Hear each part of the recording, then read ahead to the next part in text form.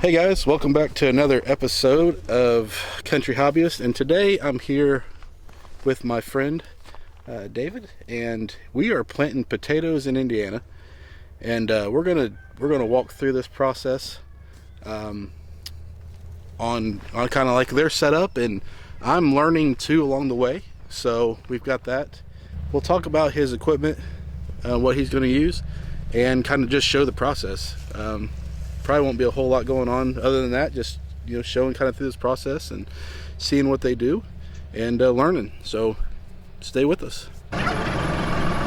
Okay, so this is from everythingattachments.com. It's a potato hiller, and these two blades here, as they push through the ground, will show that are going to mound up the potatoes. And the process that David's found that works really well is that they use a center harrow, and we can look down through here and see that they already have run that several rows. And we've got some good help here today. They're going to kind of just drop in the potato as we go down through these rows, and then that hiller is going to push these closed as they come back through. So let's try to capture some of that. So just dropping them about, Abby, what did you say, about a foot apart there? 8 to 12 inches. 8 to 12 inches apart. And we're just dropping in some potatoes whole. Now these are potatoes that you had harvested in the fall, right, or last year. So these are leftovers from last year. Had put in this straw, and you can see that they started to sprout already. So we know that they got good viability to them.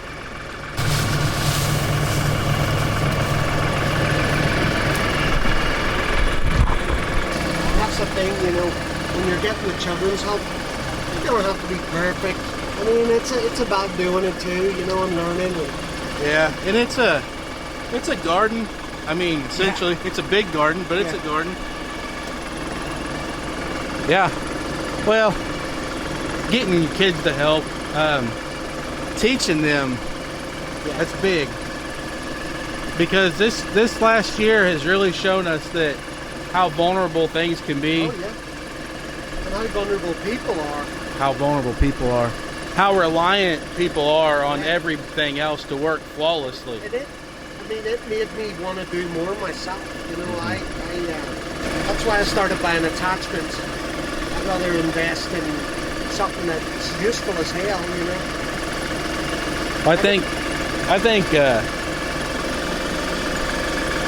we weren't in too bad a shape. I think about the only thing that I had much caution on was around chicken. Yeah.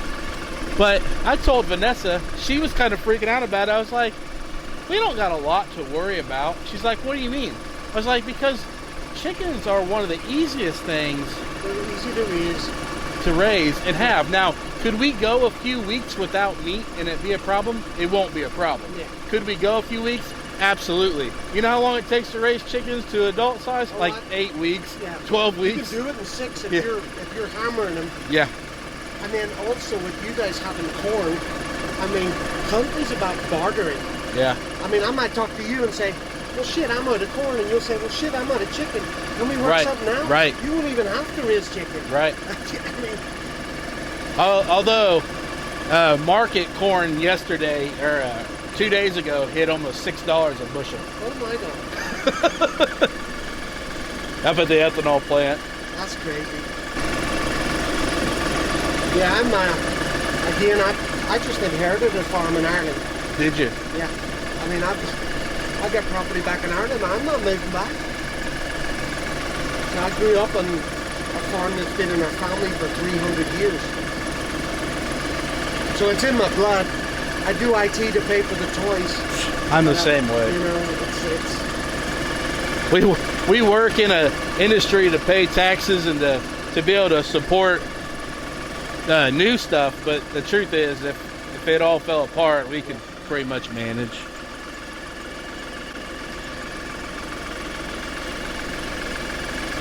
Actually, you're one of the most diverse people I've met in a long time. That remind me kind of about myself, although there's definitely some things about your life which I find pretty interesting. Yeah,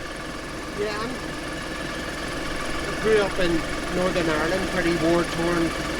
Yeah. It was shitty when I was growing up.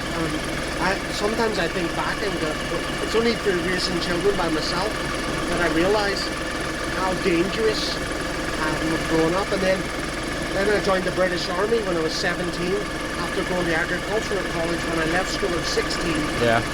And became a systems engineer. Now you got to drop it back down. Right there. Yeah, sit right. That's pretty good.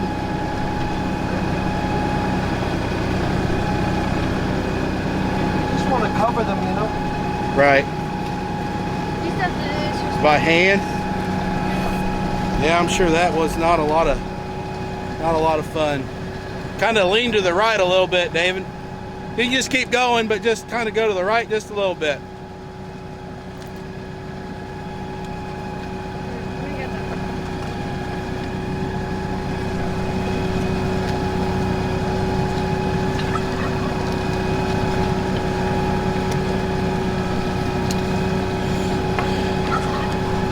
that. Come up just a hair.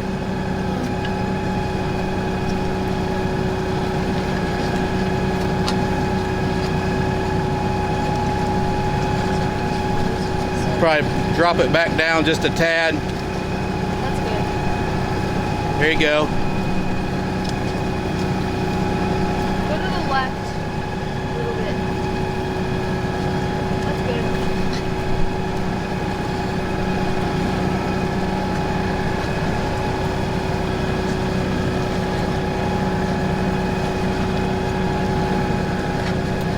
So this is a hiller.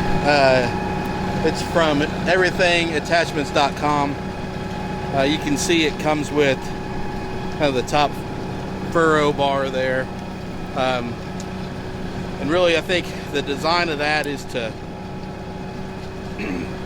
be able to set after you set your hills, you put the furrow in, then you drop your potatoes or fruit back into there, where his plan here was to get a good set of get a good trench, and then from there get the potatoes hilled afterwards.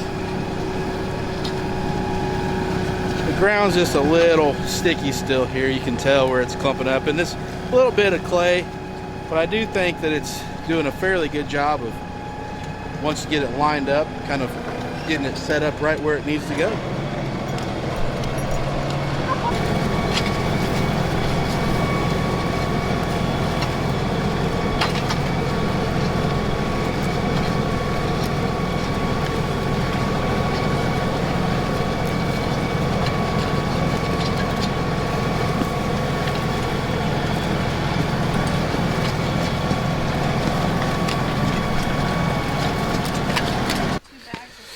Okay, well, we planted what, 200 pounds of potatoes? 100 pounds, yeah. And got to show that new hiller that you bought. That was nice. I think it probably would have been, I think it did good. I mean, it would have done a little bit better if the ground was a little more, maybe drier or a little less clay, but I think you got your hill in there pretty well. Better than doing it by hand. You definitely did better than doing it by hand. So a couple hundred pounds of potatoes, didn't have to hill them by hand, and I didn't really look at the clock, but I mean, you probably got all that done in like an hour. Yeah. Really? Yeah, it didn't take long. We done more talking. We did a lot of talking. Learned a lot about each other. I think it's going to turn into a lot of stuff going forward, which I'm really excited about. Kind of this channel and doing hobby. David does some stuff that I've been following over the last year, hobby-wise. I'd like to learn more about, and I think he's kind of expressed the same thing to us. And I think a good friendship / partnership in the making here. So yeah, awesome. Thank you for letting us come out today and you're welcome, Paul. See you and spend time. And I really enjoyed having a conversation with you, and can't wait to get back out and see these potatoes popping through. And you'll be here for harvest. Absolutely, yeah. All right. Thank you, appreciate it, and thank you guys for watching. Comment down below if you have any questions. If you're want to have a conversation or discussion, hit us up on Facebook. David's on Facebook too, and he can comment along the way, and if you have any questions about growing and any of that stuff around potatoes, please let us know. I've got a certified Irishman here who grows potatoes in the States here in Indiana, so I don't know how much more of a professional knowledge base that I need than that. So that's good enough for me. I think it should be good enough for you guys too. Let's go with that. Thank you. Have a good rest of your day. Bye.